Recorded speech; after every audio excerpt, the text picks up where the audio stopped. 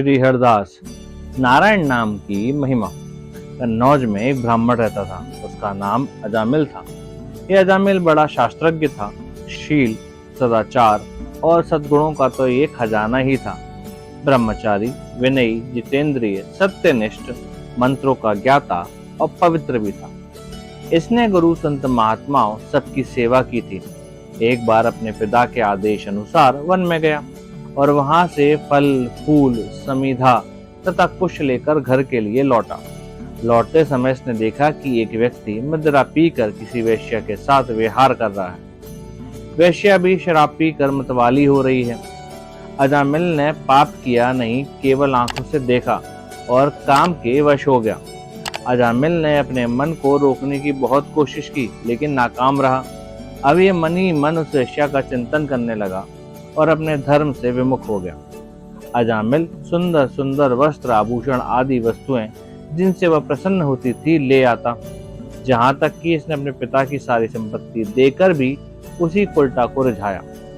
ये ब्राह्मण उसी प्रकार की चेष्टा करता जिससे वह वेश्या प्रसन्न हो। इस वेश्या के चक्कर में इसने अपने कुलीन नवयुवती और विवाहिता पत्नी तक का परित्याग कर दिया। उस वेश्या के साथ रहने लगा। इसने बहुत दिनों तक वेश्या के मल समान अपवित्र अन्न से अपना जीवन व्यतीत किया और अपना सारा जीवन ही पापमय कर लिया। ये कुबुद्धि न्याय से अन्याय से जैसे भी यहाँ कहीं भी धन मिलता वहीं से उठा लाता। उस वेश्या के बड़े कुटुंब का पालन करने में ही व्यस्त रहता। चोरी से, जुए से और धोखाधड़ी से अपने परिवार का पेट पालता था। एक बार कुछ संत इसके गांव में आए। गांव के बाहर संतों ने कुछ लोगों से पूछा कि भैया, किसी ब्राह्मण का घर बताइए, हमें वहां रात गुजारनी है।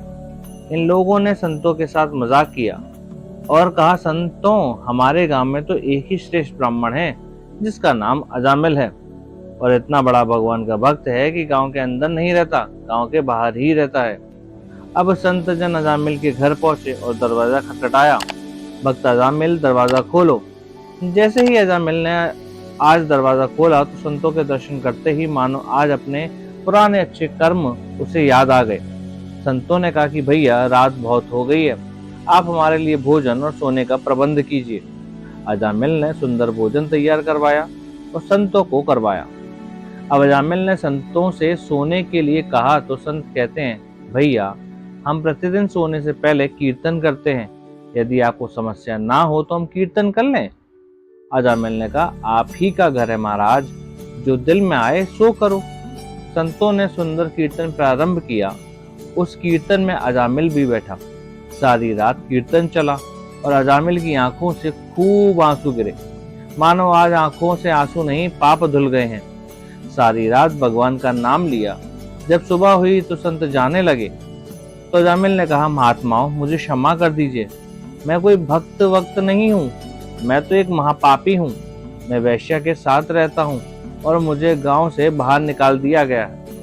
केवल आपकी सेवा के लिए मैंने आपको भोजन करवाया, नहीं तो मुझ में बड़े पापी कोई नहीं।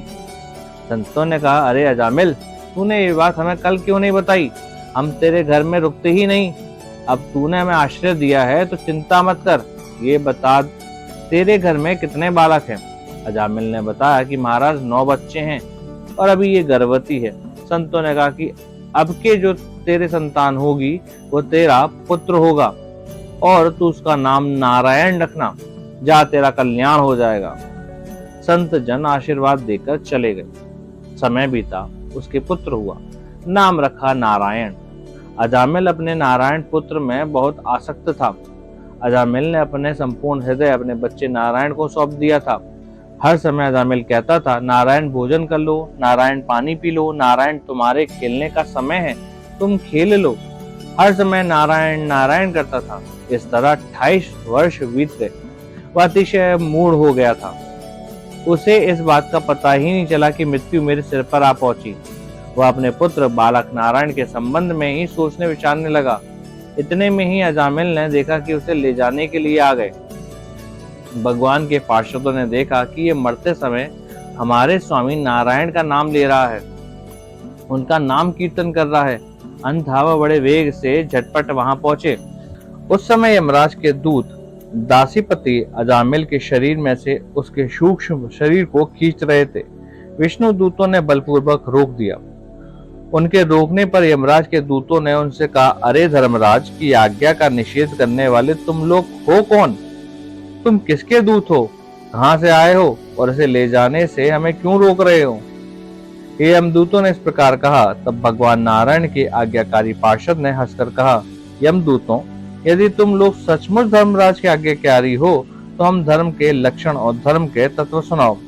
दंड का पात्र कौन है? यमदूतों ने कहा, वेदों ने जिन कर्मों का विधान किया है वह धर्म है और जिनका निषेध किया है वह अधर्म है।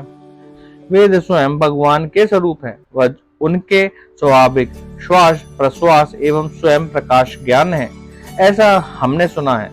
पाप कर्म करने वाले सभी मनुष्य अपने अपने कर्मों के अनुसार दंडनीय होते हैं। भगवान के पार्षदों ने कहा, यमदूतों, यह बड़े आश्चर्य और खेद की बात है कि धर्मज्ञों की सभा में अधर्म प्रवेश कर रहा है, क्योंकि वह निरपराध है और अदंडनीय व्यक्तियों को व्यर्थ ही दंड दिया जाता है। यमदूतों, इसने कोटि कोटि जन्मों का पाप राशि का पूरा पूरा प्रायश्चित कर लिया है, क्योंकि इसने विवश होकर ही सही भगवान के परम कल्याणमय मोक्ष पद नाम का उच्चारण तो किया ही है। जिस समय इसने नारायण इन 4 अक्षरों का उच्चारण किया, उसी समय केवल उतने से ही इस पापी के समस्त पापों का प्रायश्चित हो गया। चोर, शराबी, मित्रद्रोही, ब्रह्मघाती, गुरु पत्नी गामी ऐसे लोगों का ससंगी, स्त्री, राजा, पिता और गाय को मानने वाला, चाहे जैसा और चाहे जितना बड़ा पापी हो, सभी के लिए ये इतना ही सबसे बड़ा प्रायश्चित है कि भगवान के नामों का उच्चारण किया जाए, क्योंकि भगवान नामों के उच्चारण से मनुष्य की बुद्धि भगवान के गुण, लीला और स्वरूप में रम जाती है और स्वयं भगवान की उसके प्रति आत्मीय बुद्धि हो जाती है। तुम लोग अजामिल को मत ले जाओ, इसने सारे पापों का प्रायश्चित कर लिया है, क्योंकि इसने मरते समय भगवान के नाम का उच्चारण किया है। इस प्रकार भगवान के पार्षदों ने भगवत धर्म का पूरा पूरा निर्णय सुना दिया और अजामिल को यमदूतों के पास से छुड़ाकर मृत्यु के मुख से बचा लिया। भगवान की महिमा सुनने से अजामिल के हृदय में शीघ्र ही भक्ति का उदय हो गया। अब उसने अपने पापों को याद करके बड़ा पश्चाताप होने लगा। अजामिल मन ही मन सोचने लगा, अरे मैं कैसे इंद्रियों का दास हूँ। मैंने एक दासी के गर्भ से पुत्र उत्पन्न करके अपना ब्राह्मणत्व नष्ट कर दिया।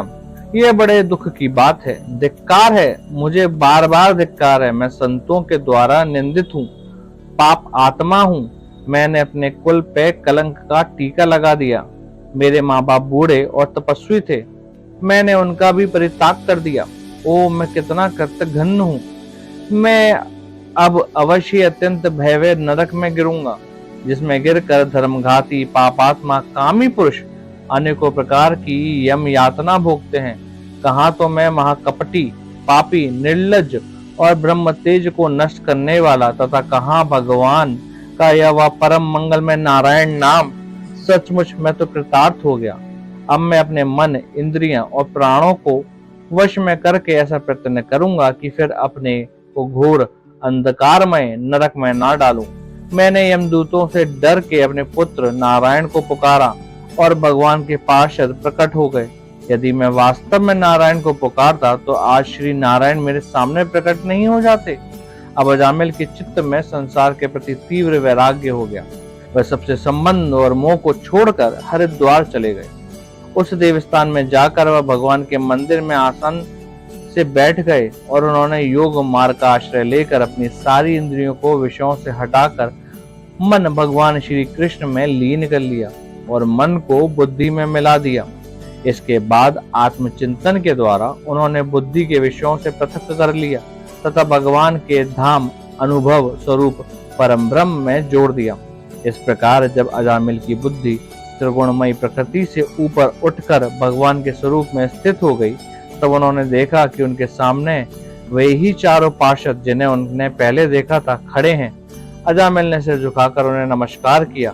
उनका दर्शन पाने के बाद उन्होंने उसी स्थान पर गंगा के तट पर अपना शरीर त्याग दिया और तत्काल भगवान के पार्षद का स्वरूप प्राप्त कर लिया। अजामिल भगवान के पार्षदों के साथ स्वर्णमय विमान में अरुण होकर आकाश मार्ग से भगवान लक्ष्मीपति के निवास स्थान वैकुंठ को चले गए। ऐसे ही दिव्य कथा सुनने के लिए चैनल को सब्सक्राइब करें और घंटी दबाएं और कमेंट में करें श्री हरि नारायण, श्री हरि नारायण, श्री हरि नारायण।